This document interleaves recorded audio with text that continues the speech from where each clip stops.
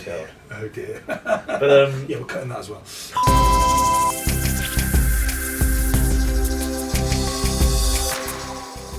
Okay, welcome back to B-Roll, your one-stop shop for top-notch knowledge. Today I'm joined by Jim, who's going to be talking to us about Casablanca and the early film era. yeah, thank you for having me. That's all right. No, it's quite an interesting challenge because Casablanca's been one of those films that's been on my list of films to watch for years and years, and just never getting around to it because A, there's lots of films to watch, but also it's like, oh, it's old, Yep. which is a terrible attitude to have for a film teacher. But It's the attitude lots of our students have. well, yeah, Come across a film in black and white, they think, oh, it's black and white, it can't possibly be any good. And then they watch it. yeah, And you watched it. Yeah, So could you tell us a little bit about the classical Hollywood era, how it worked, how it was different from the modern era, sort of constraints they had to deal with? So, I mean, it's really interesting in that you have an era where you have a very, very high turnover of films. And that's not to say they're of poor quality, but there is almost like a production line approach towards making films with the big five studios churning them out. And looking at the director, Curtis. Michael that's- Curtis, Yeah, I couldn't tell you any of the film he's made or any of his auteur traits. And by all accounts, he seems to be very much a workman-like director of get in, make the film, get back out again. So there's a degree of functionality that permeates throughout early Hollywood. Obviously, you've got various other restraints as well. You have the Hays Code affecting the content of the film. And also, the way in which Hollywood as an industry, starts off in the 1920s, and there are certain established ways of doing it. And a lot of these film directors were on-the-job filmmakers. They hadn't been to film school. Yeah, well, they weren't film schools, Yeah. were they, really? Yeah, there was the first one in Moscow. Was it 1918? Is that right? I think so. Yeah, I can believe that. But they learn on the job, and your new Hollywood is that era of people who studied film as a subject as opposed to a product, more or less. I think. Yeah. What is it like being an actor in the kind of in the old Hollywood, the classic Hollywood era? So obviously you've got the. I often compare it with football transfers. Right. You have actors, directors contractually obligated to particular companies, and to switch, say, from Warner to RKO, you'd have to be bought out of your contract. So there's not much autonomy on the part of the actors, and again, you're producing a high volume of films. You are going to churn. You're going to have actors that fit certain roles. James Stewart being a very good example, which we then will come to when we talk about Vertigo and how he subverts this role. Yes. But you have certain actors who are typecast as these certain roles, and their careers were based upon doing those roles. Yep. With Humphrey Bogart, good old bogey, behaving the way he does. I'd never seen any other films with him in. Well, interestingly enough, he made The Maltese Falcon in 1940, I think, the year before he made Casablanca, with Peter Lorre and Greenaway, Who were both in Casablanca with him, because they were all contracted to the same studio, so of course they would all work together on pictures, playing, in some cases, fairly archetypal roles. Yeah, absolutely. Yeah. I mean, it was interesting watching Casablanca because I'd gone to it with no knowledge of the film at all. And bizarrely, my first kind of reference point, this might seem an odd one, was Star Wars. Okay. So the kind of the market area of Casablanca, yes. lots going on, lots Yeah. of fairly nefarious looking characters wandering around. And there's a bit part who gets killed early on as well. Yeah. George Lucas stealing everyone's ideas. Absolutely. We're looking at you, George. Yeah. Bad George. Yeah. So that was kind of intriguing, and then there's definite kind of parallels between Rick's character and Han Solo. The idea of this person who appears to be kind of in it for themselves, no kind of real vulnerability, or at least no willingness to show any vulnerability, who by the end of the film puts their neck out for someone. When they don't have to. Frequently says, I stick my neck out for nobody, and then of course by the end he does. A lot of commentators, myself included, have drawn parallels between Rick and America's involvement in the war. Absolutely, yeah. What do you have to say about that? So, if I'm correct with my dates, and I'm not a historian, Casablanca is set, is it days before the bombing of Pearl Harbor? Yes. Yeah, it kind of fits very, very well with that. This idea of, non-involvement, I've been dragged into it now. Yeah. And of course, by the end of the film, where he's where he said all along he doesn't want to get involved. Then he shoots the Nazi commander. Then he lets Elsa and Victor Laszlo go. Is this America sort of embracing the Free French, embracing the revolutionaries, the anti-Nazi sentiment, or? I think so, because at the end, what's the line? I think this looks like the beginning of a beautiful friendship. Yeah. I think it could work very well in that regard. Yeah, and of course the I forget the character's name now.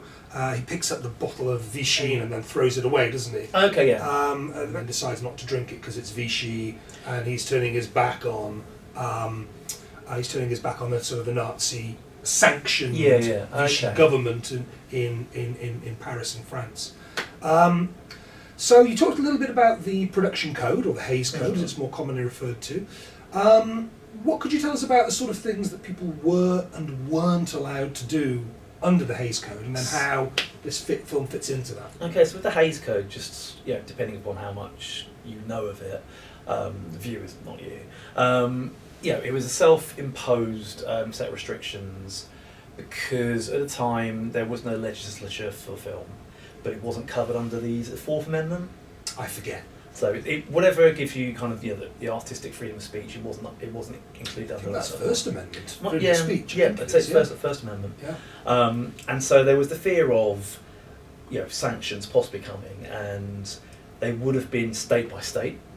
So they voluntarily accepted these rules put forward by a fairly conservative Catholic organisation, because at least that way you had parity across the board, and it maybe wouldn't be as severe as it might be in some particular states. Yes.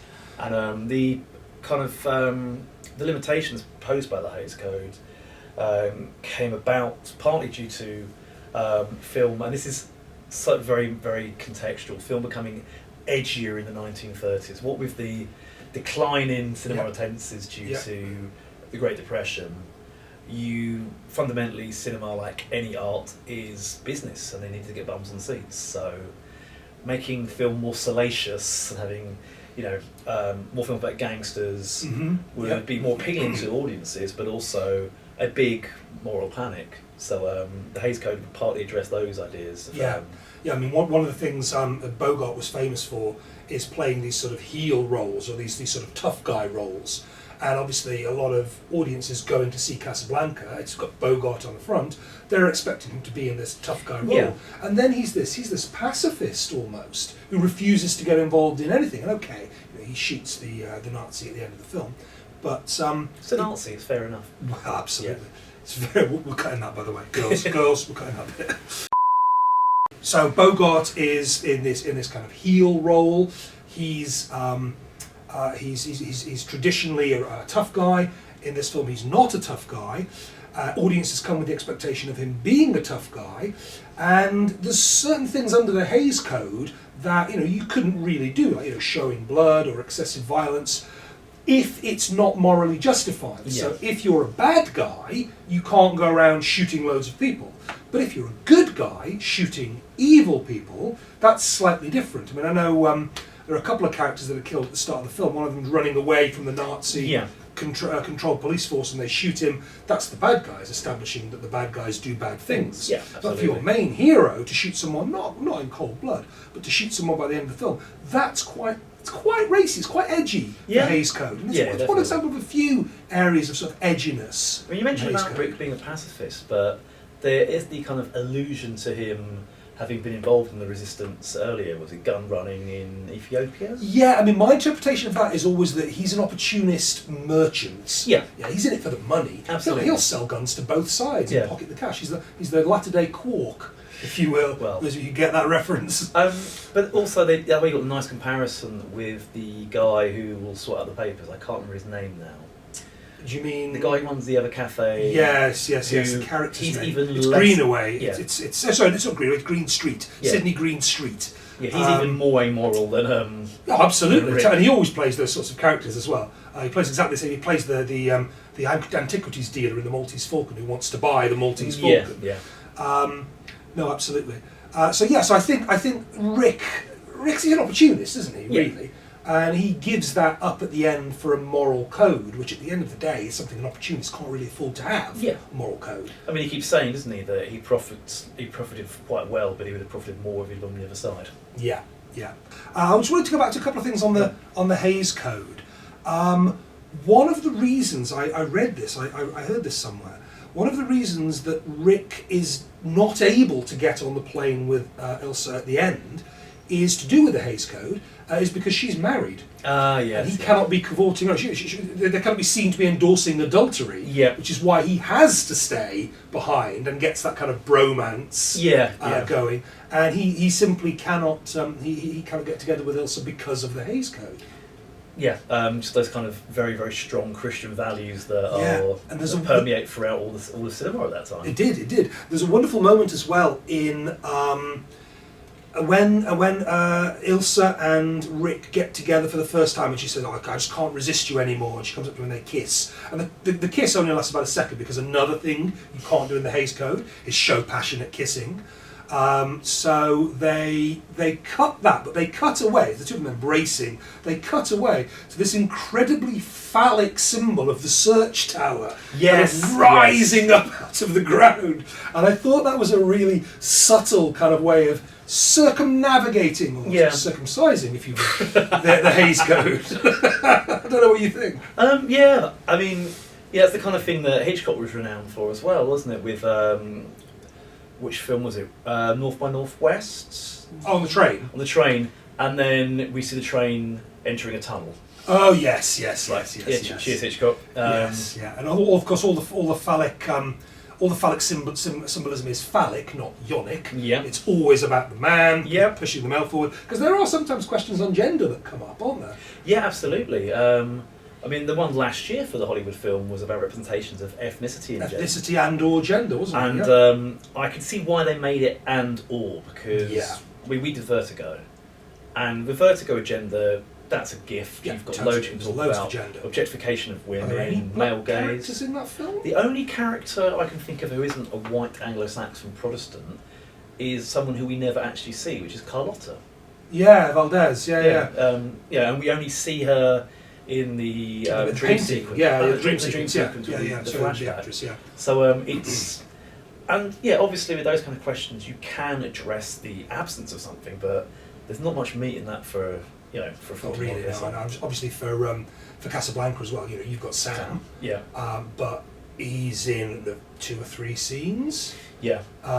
Fairly stereotypical representation, not particularly negative representation. No. He's not made out to be any of the things that black people sometimes are in films of that era. There aren't any of the kind of exaggerated, stereotypical. It's a fairly sympathetic representation of race in a time when there were very unsympathetic representations of race. But at the same time, there's not much to get your teeth into for an exam question. No. I mean, digressing slightly, but Touch of Evil. Mm-hmm. Yeah, also was 1950 something, wasn't it? It might. 58, I want to say, yeah. So obviously with that you've got Charlton Heston in Brownface. Yeah, exactly. As a Mexican. Yeah. Is he an oil dealer? Is a businessman or something? He's a lawyer. He's a lawyer. He's a lawyer. Yes. And the only actual Mexican actors you've got playing Mexicans are the bandits. Yes.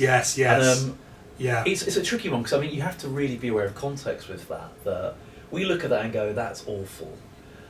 But prior to that, there was no representation really of Mexican characters by actual Mexicans. By actual Mexicans, no, that's true. So it's all Charlton Heston it's style, a step forward, sort of. But yeah. In the grand scheme of things, it's not a very good one, is it? No, it's a tiny step towards better things. All right, moving on from race and gender, though we haven't really talked about gender, there's lots and lots of stuff we could talk about. One of the questions that comes up frequently in this section of the paper is to do with aesthetics/auteur. Yeah. What are your thoughts on either of those things? With regards to Casablanca? Yeah.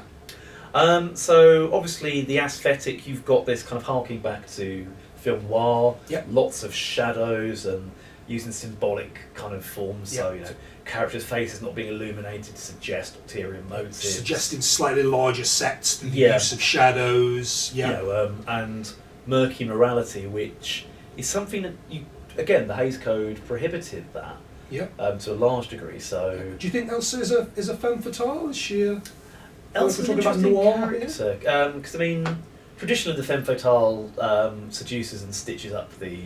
Yeah. And then is often killed by yeah, the man, or is killed at some point. I mean, again, that's what, back to Touch of Evil, is it Dietrich that happens to? It's been many years since I saw that film, Jim. But, that kind of trope, and she doesn't seem to kind of have that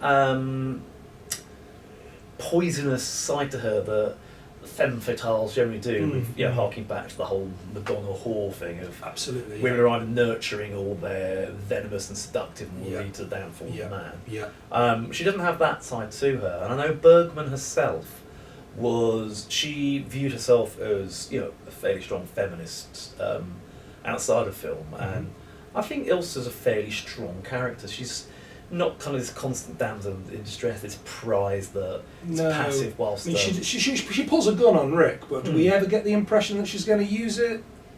No, but I suppose she had to make the threat. To make the threat in the first place is... Yeah. And she does roll over a little bit quickly, but then the question is, how much of that rolling over is to get the papers? Well, yeah. How much of it is manipulation, is femme fatale? Yeah, style? I mean, we've got to have that the twist of sorts as to... Okay, she's not having an affair with Rick because she thinks Laszlo's dead whilst she's in Paris. So that kind of clears her up morally in that regard. Also covers the whole Hays Code cheating wife bit, doesn't it? Yeah, absolutely. Yeah. So, it's interesting. I mean, one thing I noticed, which I really enjoyed with Casablanca, was the way those her and Bogart, the chemistry between them is absolutely amazing. Which is strange because she hated him in real life. She couldn't stand him. That's like... Whatever Happened to Baby Jane, Betty Davis and Joan Crawford, and they utterly couldn't stand each other. At one fight scene, I think Joan Crawford actually does get hit round the head. For real? For real by Betty Davis. I mean, you can't be method acting, guys. It's No. I mean, in Casablanca, the line, the famous line, "He's looking at you, kid," actually came from something Bogart said to Bergman when she was practicing her accent or running through her lines or something. I can't remember exactly what she was doing, but he said it to her just as a kind of a dig at her age and everything, and it ended up in the film as one of the most immortal lines of the film. Well, yeah, that's the other thing watching it, was the amount of lines going, "Oh, that's where you're from," was the one about the concerns of free people doesn't matter to a hill of beans. Matter to a hill of beans in this world, So that was quite interesting. I didn't realise the line, the "He's looking at you, kid" line got repeated. Was it 3 or 4 times? 4 times, I think. Yeah. Quite interesting as well, because you have that huge disparity with age. Massively. And it's a trend that still continues to this day, but to a lesser extent. To a lesser extent. I mean, there must be... It looks like there's 25 years between the two of them. Oh, yeah. And, easily. Obviously, Bogart married Lauren Bacall, who she was 19 when he was in his early 40s. So, maybe Bogart's a big influence from DiCaprio, I don't know, in that regard. Oh dear. But yeah, we're cutting that as well. This notion of these established roles of it's okay to have a much older male protagonist with, a beautiful young starlet. Something that's done very well in a film that's just joined the syllabus, Mulholland Drive. Ah, yes, fantastic. With Naomi Watts. It's done fantastically well. And if you're a student of either me or Jim, you've probably seen the scene we're talking about. And if you haven't, you're gonna. Yeah. Because it's a great scene. Very much so. And it's a really good example of subverting this idea of the older predatory male and the younger, sort of innocent, helpless, defenceless female. Yeah. Which, goes back to the kind of the dawn of cinema, well, the dawn of literature, doesn't it? The idea of the man being active and the woman being passive. Indeed. So I quite like in Rear Window the way that gets subverted. Yes, it does. It's very good in that, and that's Hitchcock doing. That's Hitchcock doing Hitchcock. That's Hitchcock doing Hitchcock. So, final word on Casablanca. Auteur. A few weeks ago, I had Hannah sitting in that very chair. We were talking about auteur. Hannah believes that auteur is an outmoded concept. It should be gone. It should be done away with. It's very exclusive of women because all female auteurs can only be auteurs about feminine issues, whereas male auteurs can be auteurs about anything. Who, if anyone, is in control of Casablanca? Is there an auteur? I'm not sure. I mean, I remember we spoke about this before with the wording of the question doesn't actually state auteur-director. Remember we spoke about looking at films from the perspective of an auteur-actor. Yeah, or editors even in some cases, Yeah, I mean, if they've got a distinct enough style. I mean, I know the production of Casablanca was it was very rushed, and this is kind of fairly workmanlike thing of getting it out. There wasn't a great expectation of its quality. No, they didn't expect it to do as well as they wanted to. Yeah. In fact, the musical director, he was vehemently opposed to the idea of As Time Goes By being in the film at all. But and yet it's a recurring motif. every time the script was sent back to the studio sent it back down, and the song stayed in there, and it's one of the most iconic things about the film. So in very many ways, this is a really good example of a film where the studio is in control. Yeah. They're hiring the director. They're picking a director who directs by the book, who is not going to ruffle any feathers. He's no Warren Beatty. Yeah. He's not even an Alfred Hitchcock. He's going to direct pretty much as you ask him to. We've got studio controlling the casting, studio controlling the music director, even what makes it into the film. It's a really good example of films made, as you say, batch-produced movies. Wasn't expected to do very well at all, and scooped, was it 5 Oscars, I think? Yeah, no, it did incredibly well. Yeah. I suppose the thing is, with having actors like Bogarts, contractually obliged, and the guy that plays Laszlo, I can't remember his name. I can't remember his name either. But both well-established actors with a degree of, you know what you're going to get with that. That's, I suppose, the nearest you have to kind of an auteur style of just having a recognisable archetype, really. Yeah, so it's almost the auteur's signature moves are the studio's signature moves. Yeah, absolutely. Yeah, I'd agree with same that. actors, same style. Yeah. A little bit of borrowing of the expressionist in there from Michael Curtis, perhaps. I mean, I always thoroughly enjoy a bit of travel by map. Yeah, absolutely, absolutely. If you haven't seen the Muppet movie, it's the best subversion of this trope. Absolutely. The idea. It's always quicker to travel by map.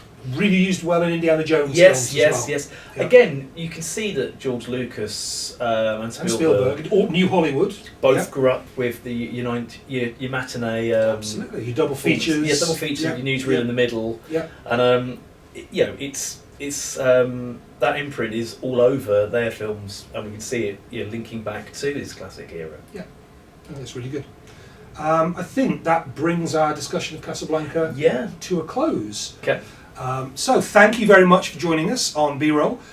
We will be back to talk with Jim again, this time about Vertigo, which is a film at the other end of the Hollywood era, the Hollywood production era, and I hope you'll join us then. Thank you very much.